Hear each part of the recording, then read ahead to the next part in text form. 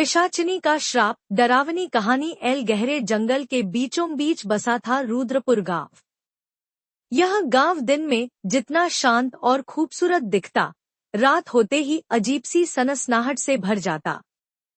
बुजुर्गों का कहना था कि इस गांव पर एक पिशाचिनी का श्राप है, जो हर अमावस्या की रात अपनी बलि मांगती है। रुद्रपुर के एक कोने में रघु काका की छोटी सी चाय की दुकान थी, जहां गांव के लोग रात को बैठकर किस्से कहानियां सुनाते। एक दिन शहर से 3 दोस्त अजय, विक्रम और नेहा इस गांव में घूमने आए। वे साहसी थे और भूत प्रेत की कहानियों पर यकीन नहीं करते थे।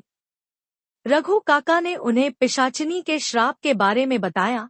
बहुत साल पहले इस गांव में एक औरत पर काले जादू का इल्जाम लगा था। गुस्साए लोगों ने उसे जिंदा जला दिया। मरते वक्त उसने श्राप दिया कि वह हर अमावस्या को लौटेगी और अपने साथ किसी की आत्मा ले जाएगी। अजय हंसते हुए बोला, ये सब पुराने जमाने की बातें हैं, भूत वूत कुछ नहीं होता। विक्रम और नेहा ने भी इस बात को मजाक समझा और तय किया कि वे उसी रात जंगल में जाकर सच का पता लगाएंगे। अमावस्या की रात के 12 बजे तीनों दोस्त गांव के बाहर वाले जंगल में पहुंच गए। अंधेरा घना था और हवा ठंडी चल रही थी। चारों तरफ सन्नाटा था, बस जंगली झींगुरों की आवाज गूंज रही थी। तभी ठक कर पेड़ों के पीछे से किसी के चलने की आवाज आई। नेहा ने फुसफुसाते हुए कहा, शायद कोई जानवर है। लेकिन तभी विक्रम की टॉर्च की रोशनी में एक लंबी परछाई दिखी।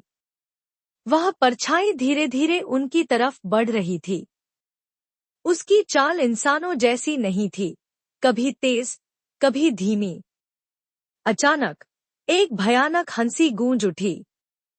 तुम्हें यहाँ नहीं आना चाहिए था।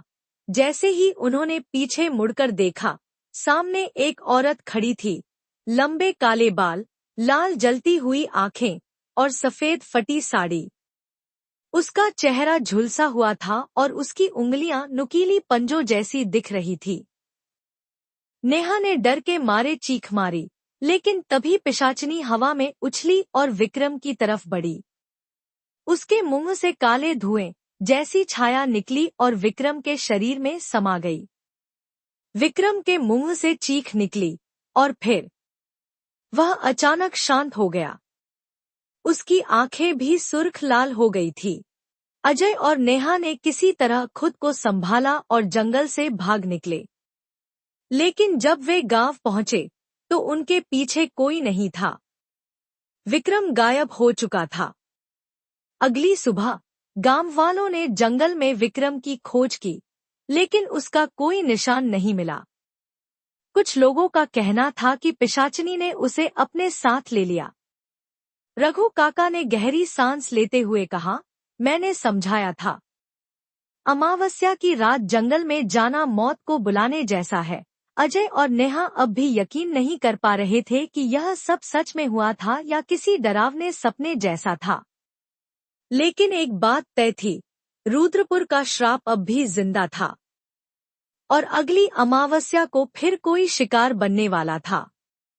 अगर आपको यह कहानी पसंद आई हो तो वीडियो को लाइक करें, कमेंट करें और चैनल को सब्सक्राइब करना न भूलें। अगली बार मिलते हैं एक और डरावनी कहानी के साथ।